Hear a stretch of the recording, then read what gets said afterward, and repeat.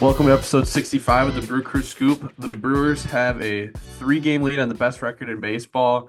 Probably going to be 2.5 games unless the Blue Jays blow their 20-1 lead over the Rockies in the ninth inning. So we're going to talk about that and the Red Hot Brewers, the best 60-game stretch in franchise history. And then I know it's been a week now, but we didn't talk the trade deadline after the fact. It was right after we talked last time. So we'll talk about the Brewers' lack of movement and how the team has still just succeeded and having a multi-game lead on not only the division and the bye, but on Major League Baseball.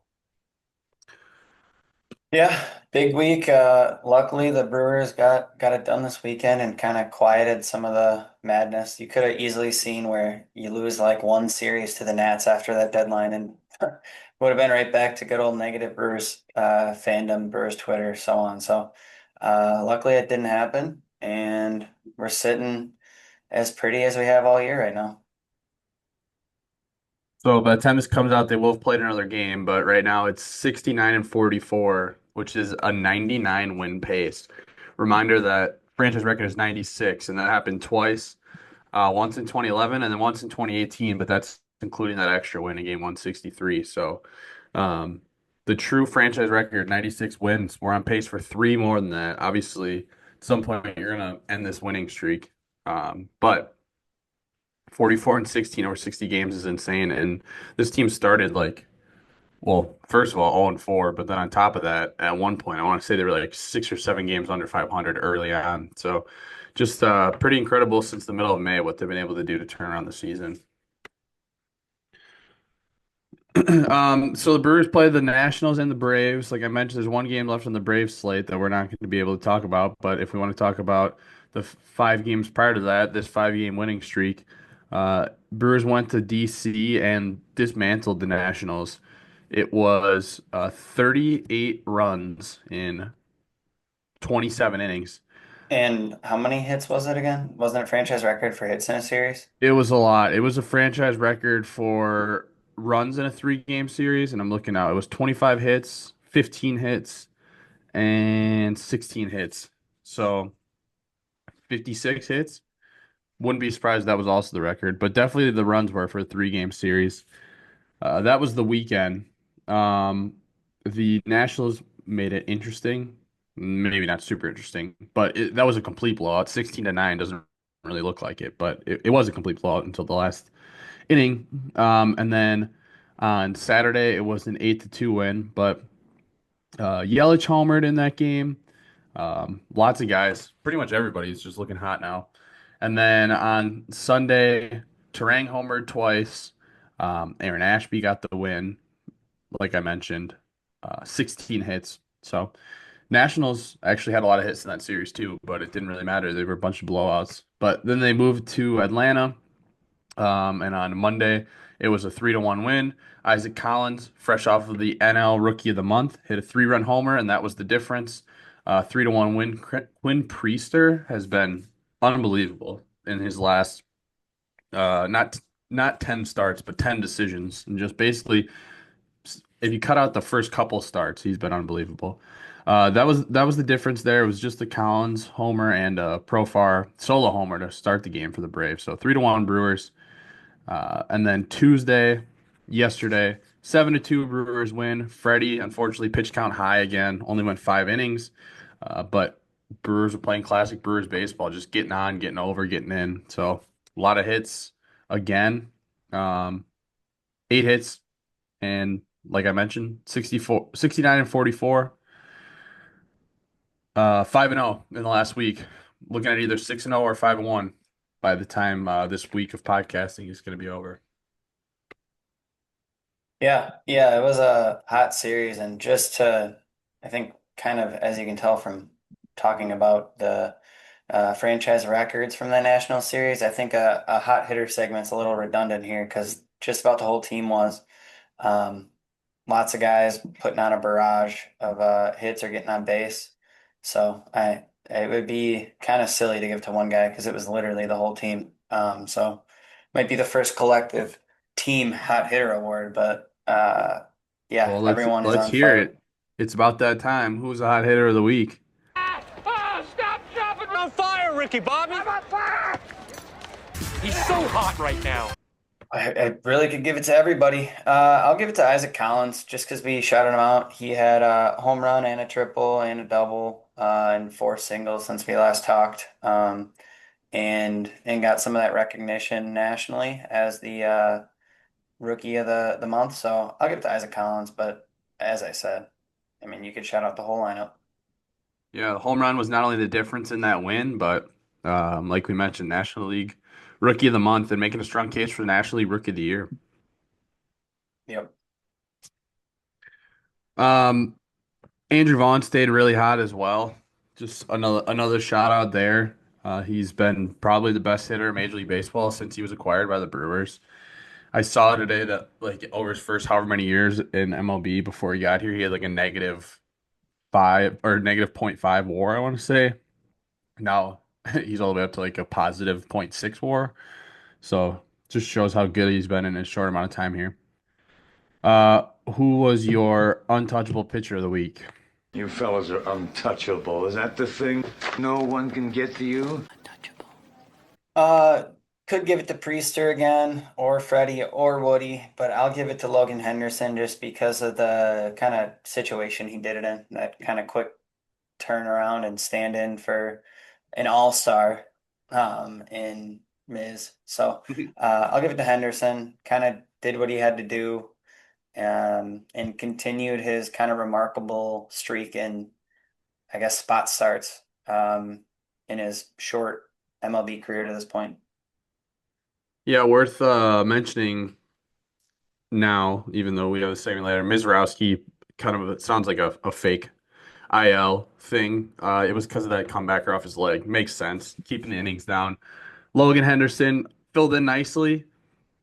Probably a guy that we won't see a ton of the rest of the year, I don't think, but a guy who we'll hopefully see a lot of in the next few seasons, and probably has a spot in the rotation right now, tentatively held for 2026. But Quinn Priester, just wanted to mention, I know he's been really good, and we've talked about that, but to put numbers on it, not only has he won his last 10 decisions, but he's 11-2 over 16 starts, 21 games, but 114 and a third, 3.15 ERA, 93 strikeouts, only 38 walks. So he's been awesome, looking a lot more like a first round pick than he did in either of his last two stops. Yeah, and this is something we've talked about a million times, but the sky was falling when we made that trade originally on some of Brewers Twitter, and I think we said hold tight. Maybe it sounded like a lot at the time. Obviously, we liked the guy. I'll admit he's definitely been better than I think anyone thought he would be, probably even including the front office. Hmm. But yeah, no complaints. A lot of control of Priester, and he seems to have figured it out. So happy with that deal too. Yeah, and still some control on him too, right? A couple Yeah, more lots of years, control. not Lots of not control. just not just a rental. So, Hmm. okay, so standings. We'll do it real quick. I know I mentioned it, but Blue Jays did win, so it's 2.5 game lead on the best record of baseball. That'll either be two or three by the time this podcast is out. But looking more specifically, I know you want to look at the division, obviously, but specifically, I want to be one of the top two division winners. Got to get that by. So it's a 3.5 game lead over the Dodgers right now. And also a 3.5 game lead over the Cubs in the division and obviously in the NL as well. Phillies are a game behind them. Padres are 2 games behind the Phillies. So it's a little tight between that next pack. But Brewers are holding steady ahead of that, and I think that's really got to be the goal at this point. You got to dig in and get that by, as I've mentioned a million times. So that's the standings. In the American League, it's Blue Jays, Tigers, and I don't want to call them the Brewers of the AL because they've actually won World Series, but the Houston Astros, another team that just everyone every year says they're not going to be as good as they as they have been in the past, and they lose players, and then every year they're right there. I So was about 60, to ask why you're talking about the White Sox in the standings talk, but they're the true Brewers of the AL at this point, which we'll talk about later. But half yeah, their roster, I think, was a Brewer. yep, yeah, and I guess real quick before we do news, we can just look at the upcoming schedule. So they'll finish up against the Braves tonight, and then they are heading home, play the Mets and the Pirates. So after that, Cincinnati, and then that 5 game away series at Wrigley. So, would be nice to capitalize on like the 3 games against the Pirates and then the 3 games against the Reds. Not that the Reds are bad, but before in between a Met series, a good team, and then 5 at Wrigley. It would be nice to have like a 3-4 game lead still heading into Wrigley Field for 5. Yeah, I You know. could, I you, know. Going into the break too, a lot of the graphics or whatever communicated around the league about strength of schedule left. The Cubs had like the easiest strength of schedule, so I'm sure that still is the case. So I think the bigger cushion we can build as this second half continues will help us because I don't think the Cubs will stay this cold forever. yeah. So like you mentioned, we can talk about the news and the deadline. IL stuff like that. I guess other IL mentioned would be Churio, hamstring. Sounds like it's only going to be 2 to 4 weeks, which could be worse. So hopefully that's true the case. But like you mentioned, Piguero and um, Hudson. Hudson were DFA'd by the Brewers because of the trade deadline, and they were both claimed by the White Sox. So now they have like 17 of our pitchers. So um, Yeah. Well, I yeah. both those guys have been pretty valuable members of the Brewers in the past, so I hope they can refine it, and obviously they'll have the opportunity to do that in that White Sox org. But literally, like half their pitching staff, I think, was on the Brewers at one point. And then talking about the deadline, so surprisingly quiet. I mean, after the potential Suarez talk, there wasn't really a true rental that made sense. So I am not super surprised they didn't do anything. But I shouldn't say anything. They did get Shelby Miller and they did take Jordan Montgomery's contract. It seems like at the buzzer that Diamondbacks basically just said, well, we didn't get anything of value for Shelby Miller. So if somebody takes him, just pay Jordan Montgomery for us is ultimately what I think happened because it came out about 20 minutes after the deadline. So I'll take Shelby Miller. He's been really good out of the bullpen the last couple years, and this year, obviously, he was hurt, but it sounds like he's going to be back Friday. So Yeah, he Adam looked good McCarty in says. AAA yesterday, Mm-hmm. three Yeah. Ks. So yeah, it was kind of an interesting. I mean, that combined with the Nestor move. Obviously, in that Nestor deal, we gave up a prospect and then got Lockridge, who I do think will play a role with this team. He's got speed. Just so happens Churio's out right now, so he's gonna get a shot. And in the minors, he's hit well, and we got.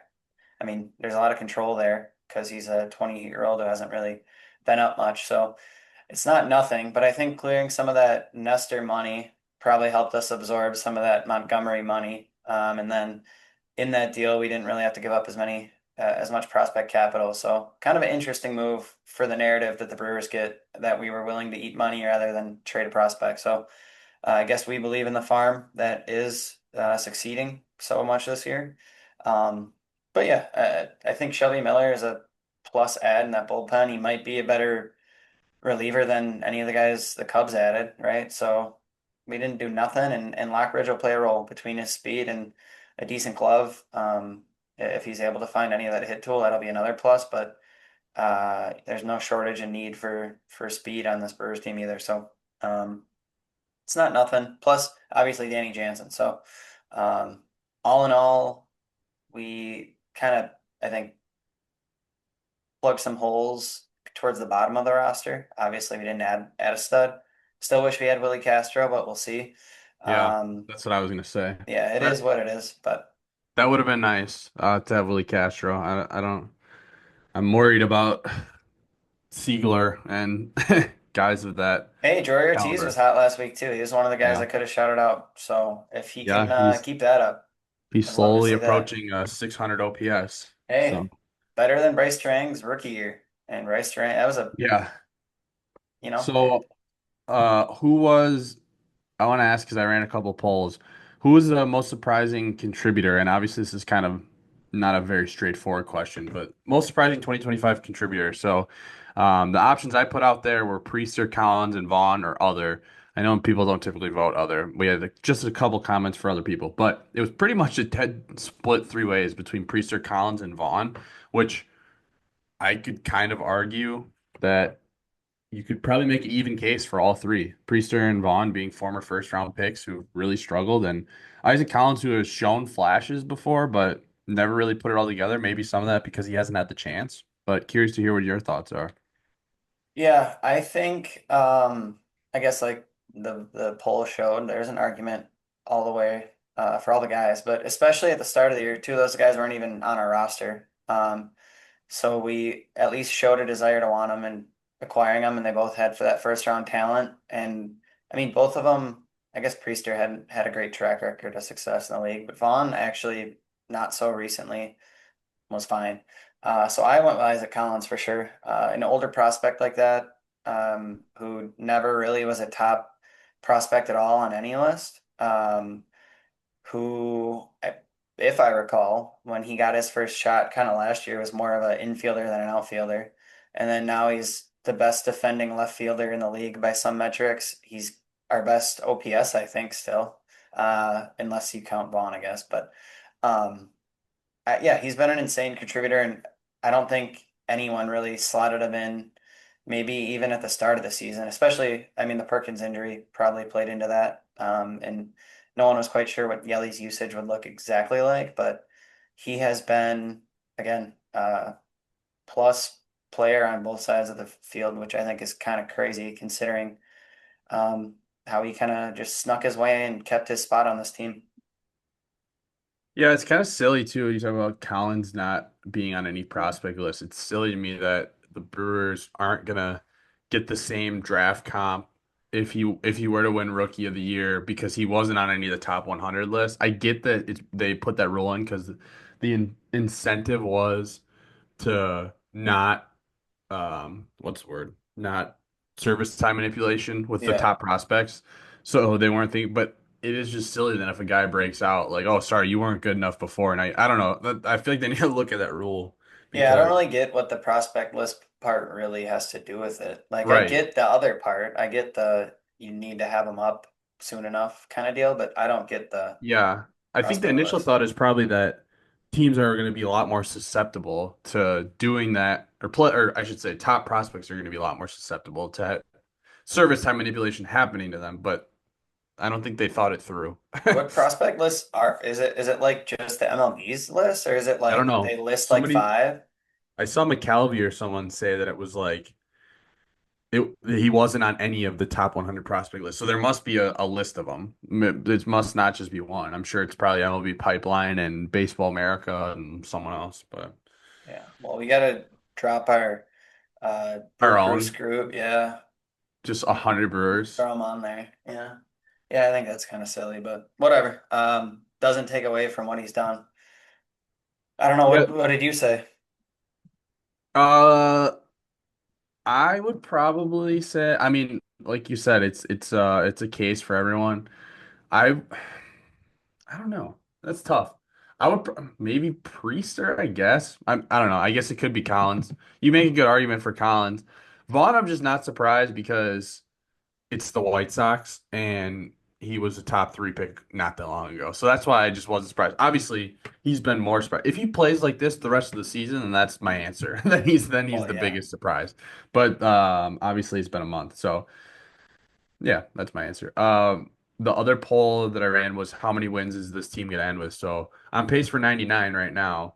Um, People are optimistic.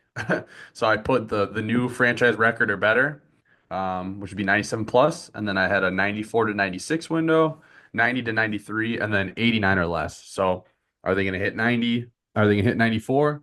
Are they going to break the franchise record with 97 or more? I'll tell you right now that 47% of Brewers fans said they're going to break the franchise record. I don't know if I'm one of those 47%, but I want to hear what you think. Yeah, I think especially at the time, I think I said the 94 to 96 went a little more conservative, I guess, but I mean, we're playing out of our minds right now. I don't think we're going to necessarily keep this up, and I think I talked about that strength of schedule, but I know we're not one of the weaker, so we still have some somewhat difficult games ahead of us. But I also think we have a pretty decent floor. Our defense is there. We know how to grind games out. We have a plethora of arms if someone does struggle. So I would be surprised too if we go on like a horrible run. So I set kind of I don't know. It's starting to look more like maybe I should be in that 47%, but I'd be happy with 94 wins. I think the books before the season, I don't even know if they had us breaking 80 really. So Yeah, I don't expect us to break the franchise record because, like, obviously we're on pace for it and we can cool off a little and still get there, but you would have to you have to bank on them being hot for like the last 4 months of the season, and I just don't see it. Hopefully, if we cool down and it's in August and we heat back up, you know, right at the right time before the postseason, but I don't see it. I also just try to quantify it as like this team is good, but don't get me wrong, I don't see it as good as like the 2018 Brewers, where yeah, they got to 96 wins. Um, I don't know. It's tough to say because we're better in different facets of the game. We don't slug, so it's what not. about our It's not. managerial decisions? Yeah, true. It's not a one-to-one comparison, but it's tough for me to think that they're going to keep it up. But we have more wins in the bank right now than we. I don't know for sure. I didn't look all the way back, but I looked back like 20 years. We got more wins in the bank through whatever 90 or Well, 113 games than we did through 113 games in 08, 11, 18. So yeah. it's possible. Definitely possible. Yeah. I was in Colorado actually at the now legendary Rockies comeback and uh walk off they had where they were down 9-0 in the first inning and end up winning like 17-16. So anyways, I was there, but then I was talking with some buddies and one was complaining that we're hot too early kind of thing. And I'm like, that's not really like it's a thing, Yeah. but like it's stupid. Like Yeah. if the Dodgers were winning like every game, their fans wouldn't complain that they're winning too much and they're too hot. It's like it's good you've demonstrated you can do it and you might keep it up, you might not, but you know you can do it. And this team also knows how to win in different ways at this point. But you definitely got to take the wins when they come. So um just want to point that out, I guess, that never complain about being hot early or whatever, and maybe we heat back up, maybe we cool a little bit down. But once you get in a playoff series, it's one at bat can change everything. So don't worry about being too hot now. And it's also just a ridiculous thing to complain about. And you feel good about not only, like I said, just having the wins banked already, but you feel good about how deep they are pretty much other than the infield, how deep they are in the rotation and the bullpen and the outfield, where it's like if someone gets hurt, it doesn't really seem to matter because we got someone else about ready to come back. And um, yeah, Yeah. Yeah, and I one last like deadline thing, and I don't know if it's necessarily the case, but I'm kind of curious to see if like Monty's around the team a little bit, and maybe we can help him rehab, make a little impression on him, and maybe wear his cheap deal next year if we actually do like him rather than just eating money. And not saying that's what we did it for, but it would be kind of interesting because I'm sure he'll take quite a pay cut coming off that injury and coming off his most recent performance. And I think there's a number of decisions to make with our rotation. With Woody, of course, I hope we try to re-sign him at some level, but I don't know. It might not be a totally nothing move for Monty, or at the very least, he might have preferred to kind of recover within the Brewers org at some level because of our success with pitchers. all right. We can, unless you got anything else for the big league club, we can go around the farm. If it hadn't been for those meddling kids. If it hadn't been for you meddling kids. Ah, meddling kids. If it hadn't been for these meddling laddies. No, we can go around the farm. I think the one thing that we both had talked about most recently, or most importantly in the last week, was some recent promotions from the Mudcats up to the Timber Rattlers.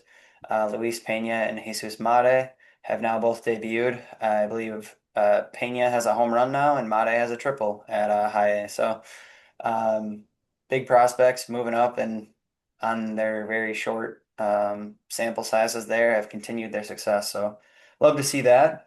Do you want to say anything about that, I guess, before I move on?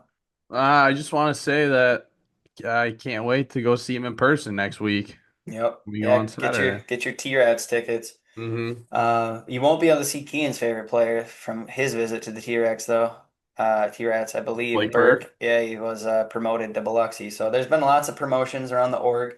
I won't go through all of them, but there was some promotions from the rookie league, I believe, up from the DSL. So all levels are seeing movement, which just gives all those guys another platform to kind of continue their growth and improve what they can do. I'm sure that was partly spurred by the deadline moves, a couple prospects moving, and then partly I think just the natural progression for some of these guys.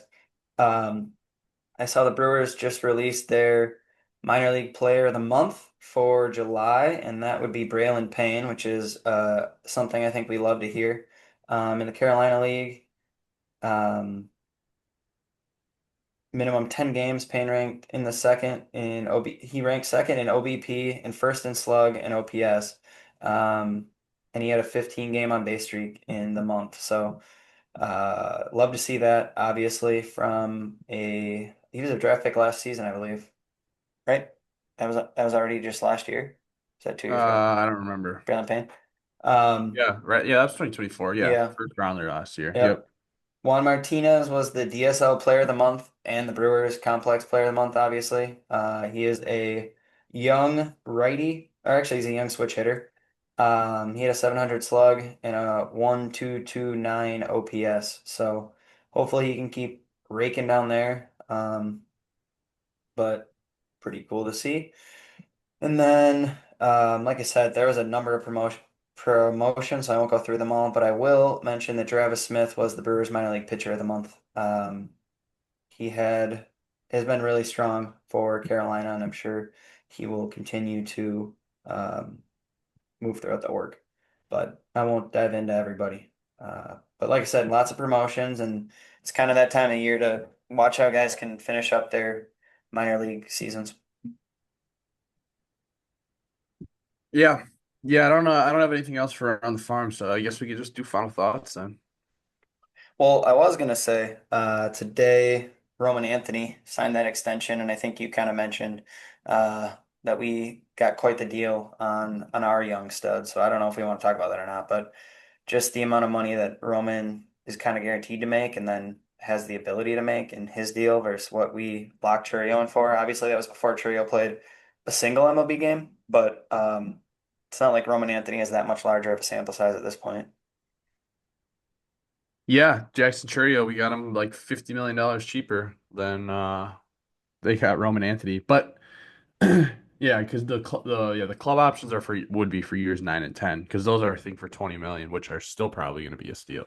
So um yeah, I don't really have anything to add to that, but Yeah, it's cool. I hope they can work out an extension with someone else, like a Frelick or Terang, or obviously not for that price, but one of these other young guys. They seem to like to do that every few years. Used to be yeah, it pros seems at Ashby, but like a free lick type, as long as it's not too extreme, would be kind of a foolproof move because the defense is always going to be there, and he seems like a guy that at least will have a floor with that hit tool. So, um, I'd be curious what that might cost, but I don't think it'd be too bad, and it'd probably be worthwhile. I did see that Tobias Myers on Instagram, the Brewers had a post about whatever, just the summer going well, and he commented and said fun team to watch. I don't know if that's something to read into or not. Maybe he just I don't know.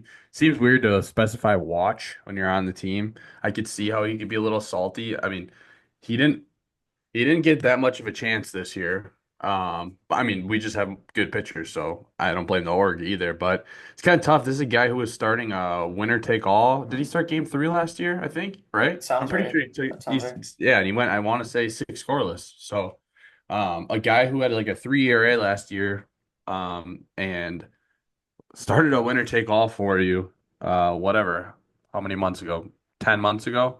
And now he can't even really fight to see time in the field. Even when he got called up, he's sitting in the bullpen just waiting. So, um, I don't know. There must be something in his underlying numbers that they don't like because he was good last year. And I wouldn't mind seeing him get some more of a chance. I will say, I think our way to have a deep playoff run and be successful is to really make these these piggybacks work with like you've seen them with the Ashbys and Halls, but it can't be Ashby and Hall every other game in the playoffs. I also, even though they've been good, I don't know that I have full trust in them yet.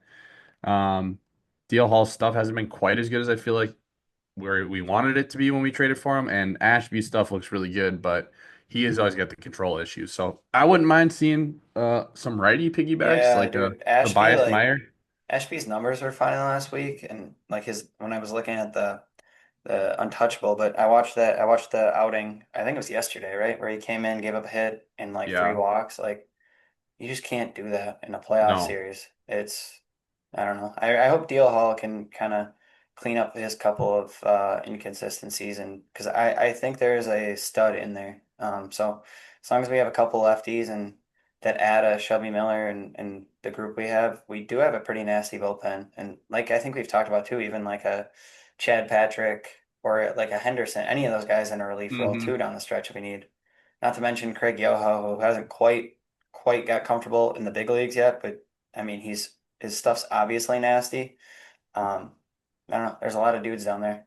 Obviously, that's why we were willing to let go of very big contributors from last year's team for nothing. But Yeah, I feel like there's not honestly, if we want to talk about all the lefties, that's kind of where most of my worry comes is like oh, my worry was Ashby. always the lefties back in my Yeah. high school career. Ashby and Hall, and then Koenig, Koenig. Like he's good. His numbers have been good, but I don't know. I feel like he's not as sharp as he was last year. Even like well, obviously Nestor, but he's gone. But Quintana, like I don't think he's looked nearly as good as the numbers have been fine, if that makes sense. Like he's been fine, but to me, it feels like it's close to a blow up at times. But he was starting a playoff game against us last year, so he's obviously still a good pitcher. Don't get me wrong. But yeah, I don't know. I see how much we're relying on Ashby and Hall in the regular season now, and I just hope that the formula isn't let's get the ball to Aaron Ashby in 50% of our playoff games this year, even though I like him and we'll have to use him for sure. yeah, it might sound dumb too, but I wouldn't mind them trying to use Ashby and Hall especially more in like short outing capacity Yeah. because they're used to that long. Well, obviously both have started in some capacity in their big league career and then have been used as that long reliever. I'd like to see them both in like that 1, 2 out like Hobie Milner role that he used to actually be a stud at, Yeah. right? Because in the playoffs, especially with I think how Murph would like to run these games and teams, I would not be surprised to see a lot of that. So, Well, um, when you have 30 starters slash long relievers, yeah. why does it matter if you're burning them in short appearances, to your point? Yeah. Like Yeah. who cares if he comes and gets 2 outs? Then he comes and And gets 2 outs. we'll Like definitely need that against some lefties and some big matchups, I think. So, um, something to watch, I guess, down the stretch. Because, yeah, we have Koenig, who's a true, I guess, one inning type reliever. Not that he won't go a little bit longer, but those other two, I think, almost need to get more comfortable in very short outings. Because, like we saw yesterday, if you call on Ashby to come in to get an out and he gives up a hit and two walks, that might ruin a whole series. yep, I agree. I think my last final thought is the Portland Pickles, which I didn't know what they were. I thought they were like a knockoff Savannah Bananas. Apparently it's college summer ball, which I don't get it, but they had a fan take an AB. I'm sure that Yeah, I saw that. when they were picking the fan, Yeah, that's what I was you know, thinking. they probably wanted someone who could actually get a shot. And I know at these small games that, it's just an intern walking around going, "Hey, anybody want to do this?" And half the time people are like, "No, thanks." So I'm sure this kid was very adamant about it. It wasn't just truly random, but he went yard, and pretty cool for a fan to just come on the field and go yard. I couldn't tell. It didn't look like the pitcher was necessarily taking it easy on him. I mean, it was a fastball, Yeah, I but was it kind wasn't of like confused. wasn't like he Like, lobbed it in. Yeah, but that's where my confusion lies because it says it's college summer ball. So whatever. Savannah Bananas, college banana, summer banana ball, maybe. I don't know. yeah, I don't But know either. yeah, pretty cool. They signed him for the rest of the season, I guess. Did they actually? Unless it was a publicity stunt, I saw the video. The GM signing him to a contract for the rest of the year. All right. I'm not buying this. I don't know, but I mean, if it's a college summer ball team, I mean, obviously, I don't know. Clearly, they get exemptions to the normal rules. Yeah. But anyways, you got anything else? Yeah, my final thought is my beer of the week. I'll have a brewski, Charlie. Well, there's nothing like a cold one after a long day, huh? Oh, yeah. I've been known to drink a beer or two. I have 3 years in a row now visited Denver this time of year, and twice now we've gone to New Belgium Brewing. While they make very popular, good IPAs, I'm gonna give my beer of the week to their sours. I think they pretty much only sell there because it's like a limited supply due to their like aging process with them. But I don't always love sours, but the couple I've had like at their brewery in Fort Collins is one of my favorite beers. So I'll give it to, I think La Folie is like their, it's one that's sometimes sort of available outside of it, but then they have like these short list, limited time special brews too that are super good. So shout out New Belgium Brewing for the beer of the week on my end. Yeah, I don't know that I've had any new beers lately to shout out, but I'm gonna go to State Fair this weekend, so I'll make sure I'll make a point to try something new for the Or podcast. at least give a good taste review of what your 11th Miller Lite tastes like. I do love my 11 Miller Lite. Good stuff. All All right. right. Well, I don't know if that's all you got. It's kind of rare for you to leave 2:10 left on the clock on our Yeah, I don't know. timer, I but guess without Coach Kean, he's end of the Nooks season. So go yeah, see your Nooks while you can. go Chinooks. All right. Well, hey, go Brewers. Go Brewers.